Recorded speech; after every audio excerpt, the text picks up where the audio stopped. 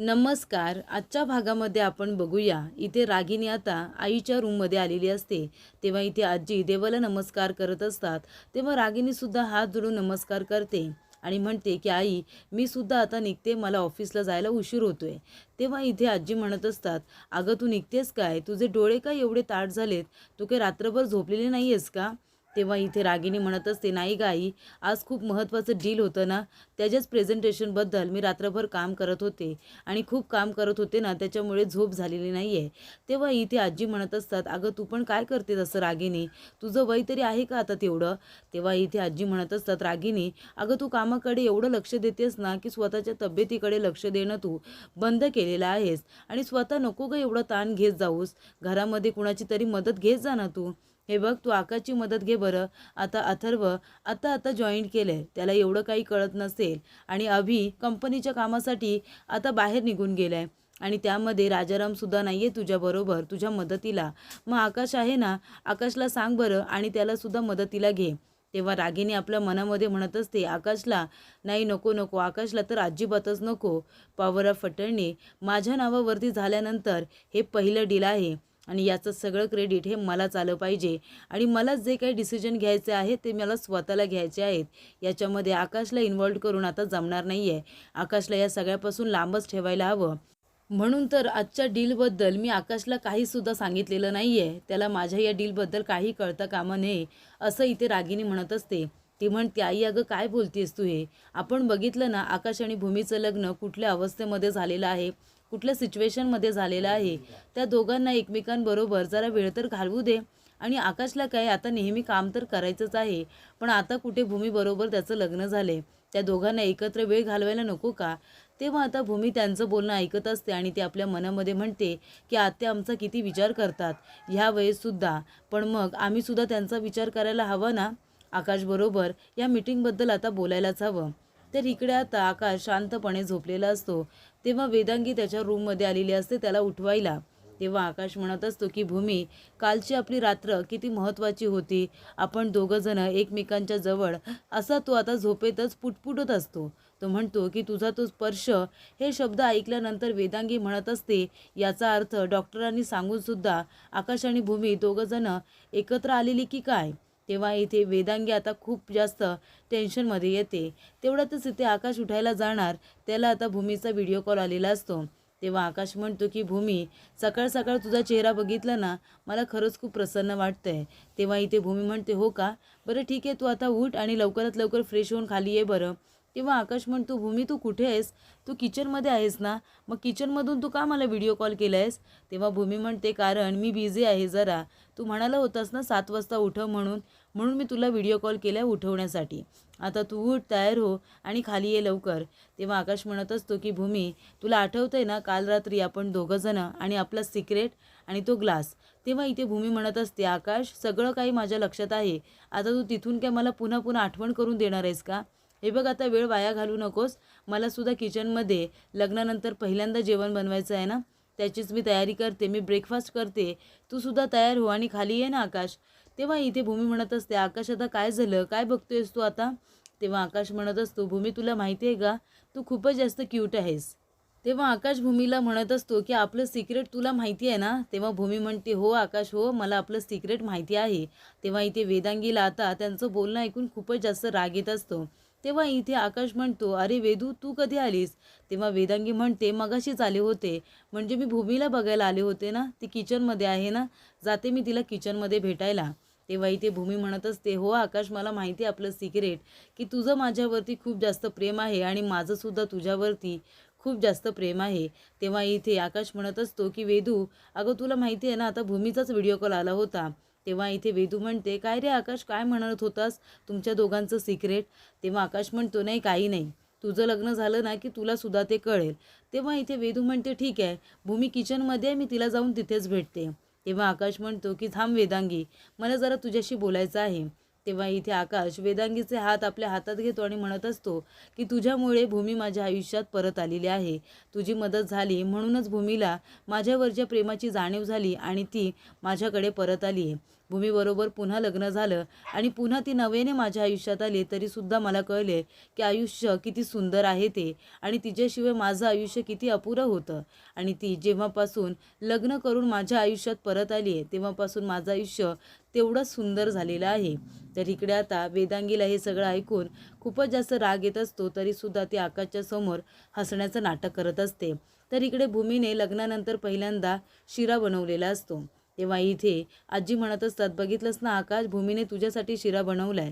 तेव्हा आकाश म्हणतो की तिने लग्नाआधीसुद्धा इथे खूप छान छान पदार्थ बनवलेले आहेत, पण आता तू म्हणतेस आजी की भूमीने हा माझ्यासाठी शिरा बनवलाय, म्हणजे जीव ओतूनच बनवला असेल आणि मला माहिती आहे तो उत्तमच झाला असेल.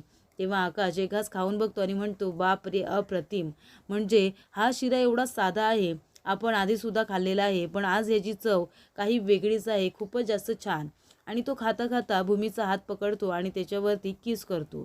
तेव्हा इकडे पौर्णिमाला खूपच जास्त राग येतो आणि मनामध्ये म्हणत असते की इथे जर वेदांगी असती ना तर आता जळून खाक झाली असती. तेव्हा इथे आकाश म्हणत असतो की भूमी, खरंच लग्नाच्या आधी मला कुठलाही पदार्थ कितीही आवडला तरीसुद्धा मी हे करू शकत नव्हतो. तेव्हा तू माझी फक्त मैत्रीण होतीस ना, पण आता मी बिनधास्त तुझा हात हातामध्ये धरू शकतो आणि कौतुकसुद्धा करू शकतो. तेव्हा आजी म्हणते, बरं मग आता काय फक्त कौतुकच करणार आहेस का? काही तिला शकुनाचं देणार आहेस की नाही? तेव्हा आकाश म्हणतो, शकुनाचं? तेव्हा इथे आजीने आता आकाशच्या आईच्या बांगड्या आणलेल्या असतात. ते तोडे आता आजी आकाशच्या हातामध्ये देतात आणि म्हणतात की ह्या भूमीला दे, हे तुझे आईचे तोडे आहेत. जेव्हा तुझ्या आईने पहिल्यांदा या घरामध्ये जेव्हा स्वयंपाक केला होता तेव्हा मी तुझ्या आईला दिले होते आणि मला माझ्या सासूबाईने दिले होते. आता हे भूमीकडे जाणार आहेत, कारण ती महाजनांची सून आहे. तेव्हा इथे आकाश आता ते भूमीला द्यायला जात असतो. तेव्हा भूमी म्हणते, कशाला आजी, खरंच काही नको मला. तेव्हा आजी म्हणतात, नाही गं, ही आपल्या घरातली रीतच आहे. तेव्हा इथे आकाश आता स्वतःच्या हाताने भूमीच्या हातामध्ये ते तोडे घालत असतो. तेव्हा इकडे पौर्णिमा आपल्या मनामध्ये म्हणत असते की हे सगळं त्या वेदांगीचं होतं, हिला फुकटमध्येच मिळालंय ना, पण वेदांगी जास्त दिवस काही तुझ्याकडे हे राहू देणार नाहीये, ती तुझ्याकडून हिसकावून घेण्याचा नक्कीच प्रयत्न करेल. तर इकडे आता भानुशाली म्हणत असतात की रागिनी मॅडम, तुम्ही म्हणाले होतात की भूमी लवकरात लवकर माझ्याकडे येईल, त्याचं काय झालं? तेव्हा रागिनी म्हणत असते की भानुशाली, थोडे पेशन्स ठेवा, त्यासाठीच मी प्रयत्न करते ना. हे बघा, भूमी आणि आकाशचं जरी लग्न झालं असलं ना, तरी त्या दोघांना वेगवेगळं ठेवायचं काम मी केलेलं आहे. त्याने तरी तुम्ही खुश आहात ना? तेव्हा भानुशाली म्हणतो की हो, त्याने तर मी खूपच जास्त खुश आहे. तुमचा हा निर्णय खूपच जास्त योग्य होता.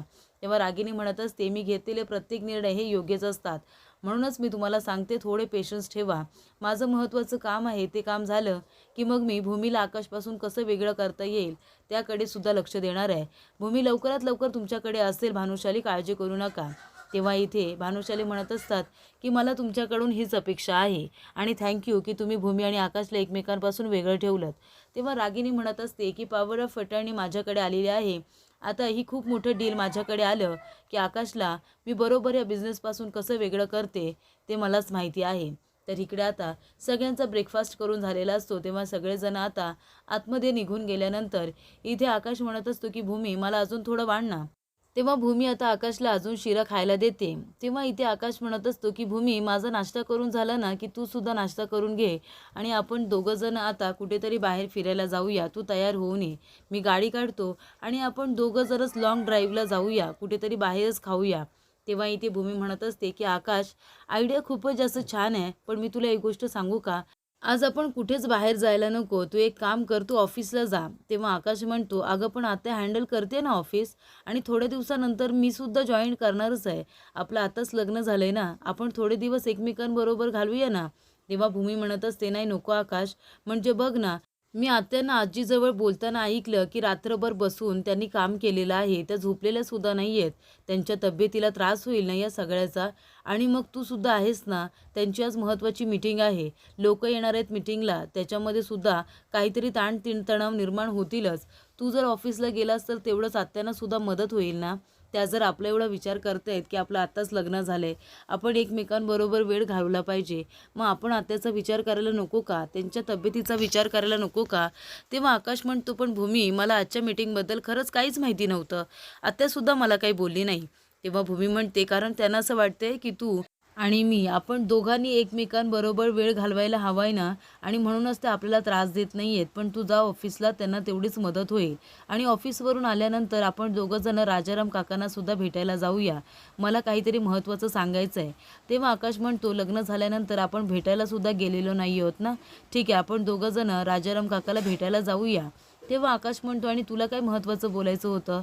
तेव्हा भूमी म्हणते, नाही काही नाही, ते मी तुला नंतर सांगेन ना, मला जे काही बोलायचं आहे ते. तेव्हा इथे भूमी म्हणते, आकाश तुझं पोट भरलंय ना? तेव्हा आकाश म्हणतो की नाही, माझं पोट भरलेलं नाही आहे. तेव्हा भूमी म्हणते, मग बघ ना, मी वाढते तुला. तेव्हा इथे आकाश आता भूमीच्या गालावरती किस करतो आणि म्हणतो की आता माझं पोट भरले. तर इकडे आता रागिनी मीटिंगसाठी बसलेली असते. तेव्हा रागिनी सगळं काही आपल्या जे टर्म्स अँड कंडिशन्स असतात त्या समजावून सांगत असते आणि ती म्हणते की तुम्हाला हे सगळं जर मान्य असेल तर आपण डील फायनल करूया का, तुम्ही साईन करा. तेव्हा इकडे आलेले क्लायंट साईन करायला जातच असतात. तेवढ्यातच तिथे आकाश येतो आणि दरवाजा नॉक करतो. आकाश तिथे आल्यानंतर रागिनीला खूप जास्त टेन्शन येतं, पण तिथे आलेले जे त्यांचे क्लायंट असतात ते खूपच जास्त खुश हे झालेले असतात. तेव्हा इथे ते म्हणत असतात की आकाश सर, तुम्ही सुद्धा मीटिंगला येणार आहात हे आम्हाला माहिती नव्हतं. तेव्हा इथे आकाश म्हणतो की हो, मला थोडं उशिराच कळलं, नाहीतर मी लवकर आलो असतो. तेव्हा इथे आता आकाशला मेन खुर्चीवरती बसायला सांगतात. तेव्हा इथे आकाश म्हणतो, नाही नको नको, आमच्यामध्ये ओनर असं काहीही नसतं, आत्या बसली तरीसुद्धा चालेल, तीच ओनर आहे. तेव्हा इथे आलेले क्लायंट म्हणत असतात की मिस्टर आकाश, तुम्ही कितीतरी दिवसांनी आलेला आहात, आम्हाला तुम्हाला ओनरच्या खुर्चीवरती बसलेलं बघायचं आहे आणि तुमच्याबरोबर आम्हाला बोलायचं सुद्धा आहे. तेव्हा रागिनी म्हणते, आकाश बस ना इथे, अरे काहीच हरकत नाही आहे, मी माझ्यासाठी दुसरी खुर्ची मागवते. तेव्हा आकाश आता ओनरच्या खुर्चीमध्ये बसतो. तो म्हणत असतो की आत्या, मी ह्यांच्या शब्दाखातीर बसतोय, प्लीज काही वाईट वाटून घेऊ नकोस. तेव्हा रागिनी म्हणते, नाही नाही, अजिबातच नाही. तेव्हा रागिनी आपल्या मनामध्ये म्हणत असते, जर आकाशला जर कळलं की या डीलमध्ये मी माझ्या फायद्यासाठी खूपच जास्त आता ॲडजस्टमेंट केलेली आहे, तेव्हा इथे रागिनी म्हणते की त्याबद्दल जर आकाशला कळलं तर खूपच मोठा प्रॉब्लेम होईल. तेव्हा ती टेन्शनमध्ये आलेली असते. तर पुढील भागामध्ये आपण बघूया, इथे रागिनी आता भूमीला खूपच जास्त कमी समजत असते. ती वेदांगीला म्हणत असते की माझ्यासमोर अशा 56 जरी भूमी आल्या ना तरीसुद्धा माझं काही वाकडं करू शकणार नाही आहेत, जा भूमीला बोलावून आण. तेव्हा इथे वेदांगी म्हणत असते की भूमी घरात नाही आहे. मी आकाशला आणि भूमीला बोलताना ऐकलं होतं की ते दोघंजणं राजाराम काकांना भेटायला इथे जेलमध्ये जाणार आहेत. तेव्हा इथे रागिनी म्हणते, पण कशासाठी आणि का? तेव्हा इथे भूमी म्हणत असते की मला माहिती आहे राजाराम काकांनी काही केलेलं नाही आहे. त्यांना फसवणारी व्यक्ती मास्टरमाइंड कुणीतरी वेगळीच आहे आणि ती त्या तांडेलला भेटलेली आहे. ती मास्टरमाइंड व्यक्ती कोण आहे तिलाच लवकरात लवकर शोधून काढायला हवं आणि ते आपण शोधून काढूया. तर इकडे राजाराम काकांना आता भूमीच्या बोलण्यामुळे धीर येत असतो. तर भूमी आता म्हणत असते की आत्या, तुम्हाला राग नसेल येणार तर विचारू का? तेव्हा रागिनी म्हणते, हो विचार ना बाळा. तेव्हा भूमी म्हणते, तुम्ही राजाराम काकांना एकदा सुद्धा भेटायला का बरं गेला नाहीत? तेव्हा रागिनी आता गप्पच बसते.